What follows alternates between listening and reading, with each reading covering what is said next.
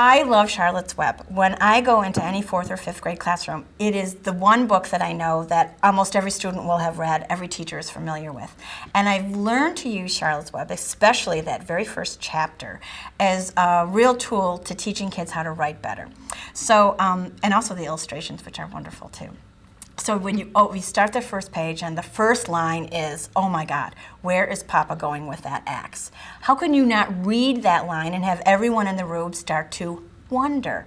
Which is the key thing that you want to teach kids. I know everyone says the hook, but the hook is the cliche term. What you're really trying to get kids to do when they're writing, and what I'm trying to do as an author is I am trying to create from that very first sentence and that very first paragraph a sense of wonder. That's why those initial first sentences are really important. So where's Papa going with that axe is a real way to grab everybody's attention, no matter if they're 6 or 76.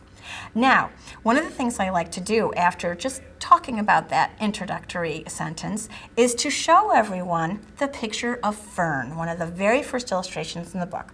And you will see that Garth Williams, this incredible illustrator, has drawn Fern, and she's sitting there with her legs crossed, and she's cradling this little newborn pig in her arms, little Wilbur. And I show this picture to everyone in the room, and I will say, tell me about Fern. And everybody knows what to say about Fern. She's loving, she's kind, she's compassionate, she cares.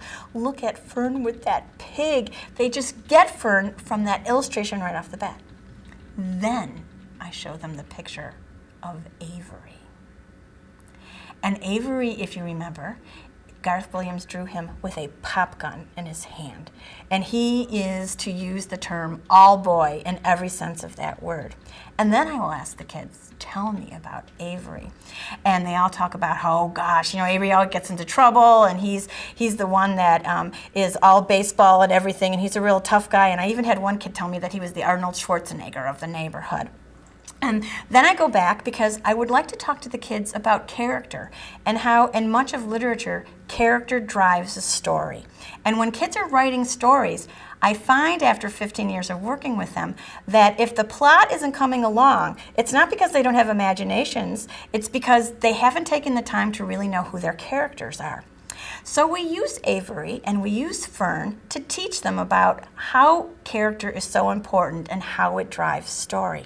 And we go back to the very beginning of the book. Because if you remember, Fern is up right away in the morning, and she gets to respond to where's Papa going with that axe. She asks the question, she runs out, and she tries to save Wilbur. Avery doesn't wake up right away. Avery comes to breakfast late that morning.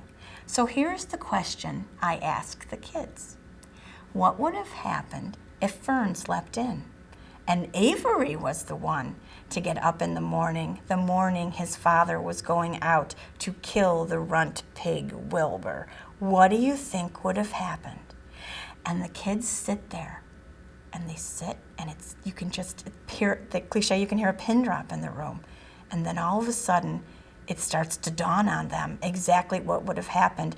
And usually the entire classroom breaks out in this explosion, and there's always the one kid in the back room that can't even contain himself in his seat anymore, and he's jumped out and he's like flagging me down, and almost they just can't stand it, and they burst out, he would have killed the pig! Avery would have killed the pig! And then I just say, well, what would have happened to the story? Well, oh my gosh, the story would never have occurred, because the story of Charlotte's Web is the survival of Wilbur. It's about life and death.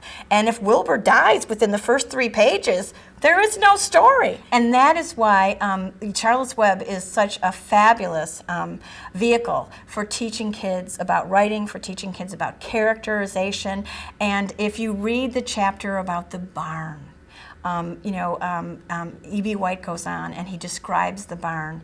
And if you grew up in the middle of Manhattan, after reading E.B. White's long paragraph and a later chapter in the book about the barn and what it smells like, and the ropes in the barn, and the hay in the barn, and all the animals in the barn, it is a wonderful example using literature as a model to teach kids how to write and to teach kids how to see. I just can't say enough about Charlotte's Web. It's just one of my favorites for so many reasons.